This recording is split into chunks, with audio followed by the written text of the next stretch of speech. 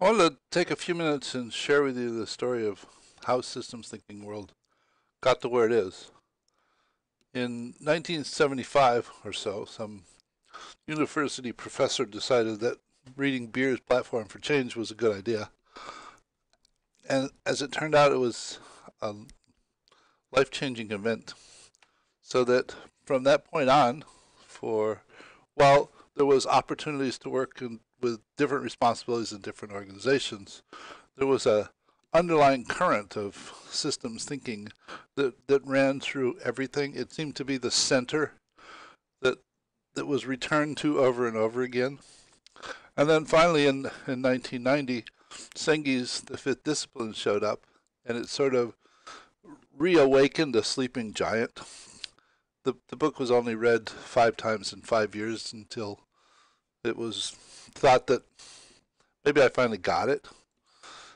At the same time, there was an article about in 1990. There was an article in Scientific American about Stella, which captured the imagination, along with the arrival of the systems thinker and the learning organization list, moderated by Rick Karsh, and that went on for years.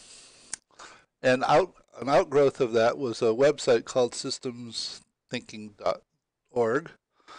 Though after I don't know 8 or 10 years of working on that, retirement was on the mind, and it was decided to go ahead and archive that website. So it's still out there someplace, but it's no longer being updated.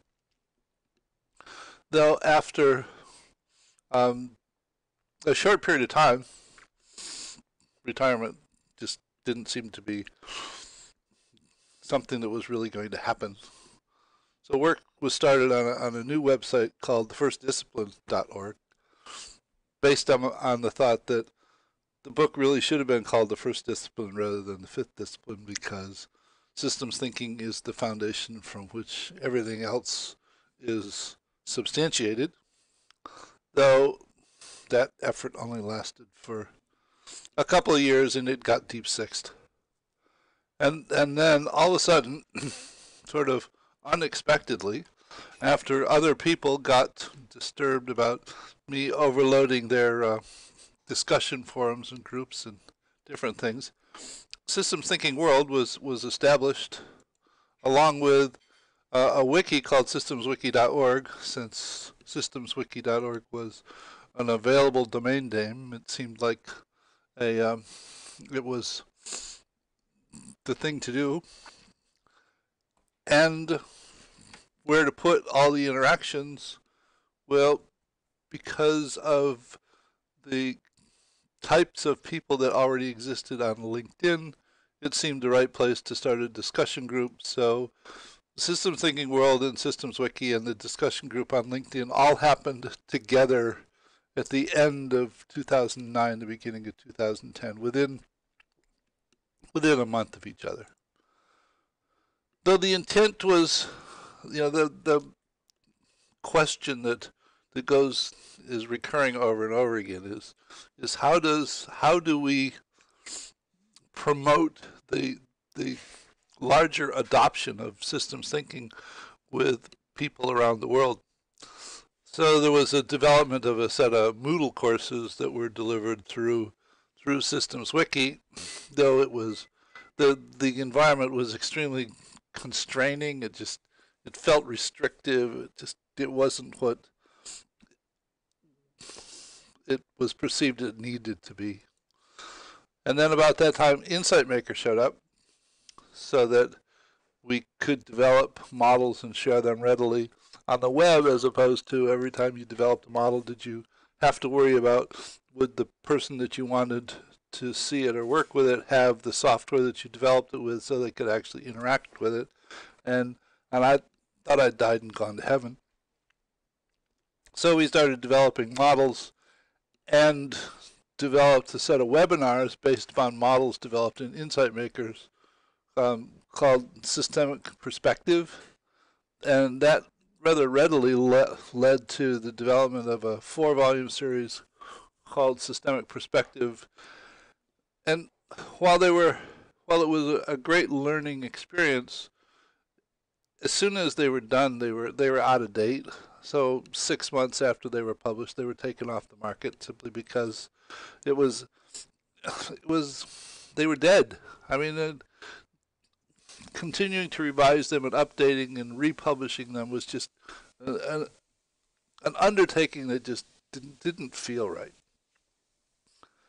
Then the Khan Academy appeared, and the whole idea of developing short, concise learning modules with videos that people could go through over and over again was extremely attractive and led to the development of a whole series of Insight Maker models and YouTube videos in a concept called 1 + 1 =?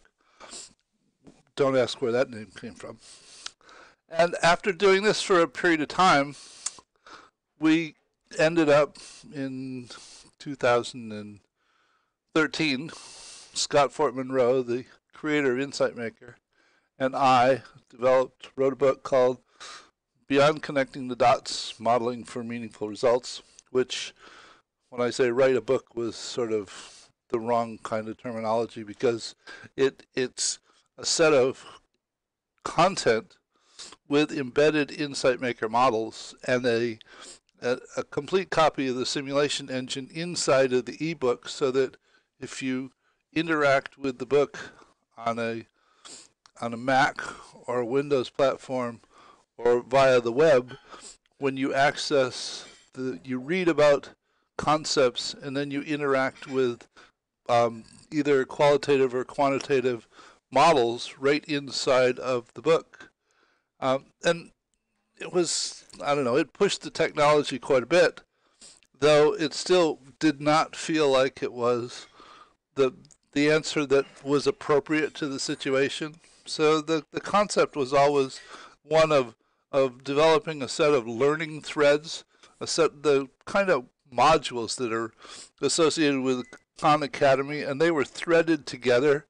So a lot of the modules were reusable. They were concepts that, when strung together, produced a sequence of learning that accomplished something meaningful.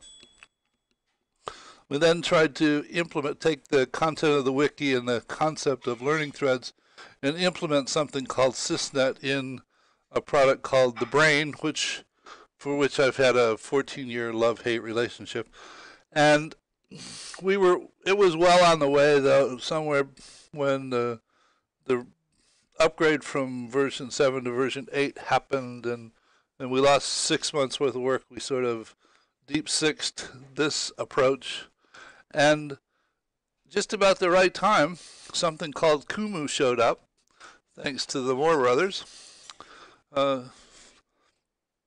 which seemed to be the right kind of relationship development environment, web-based, that was absolutely non-hierarchical, that you could use to develop a set of learning threads. So we did.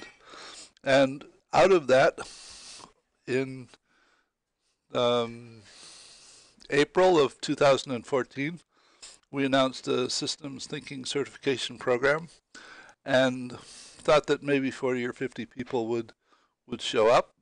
Well, as it turned out, within a period of 4 weeks, over 200 people registered for the program, and we're in learning mode at the moment, continuing to rapidly evolve the content of the program based upon feedback from the participants, and we'll see where this takes us. So that's why I say passionate relentlessness in action, continuing to look for a more appropriate way to pursue a meaningful end, or a more meaningful beginning. We'll see. Take care. Bye.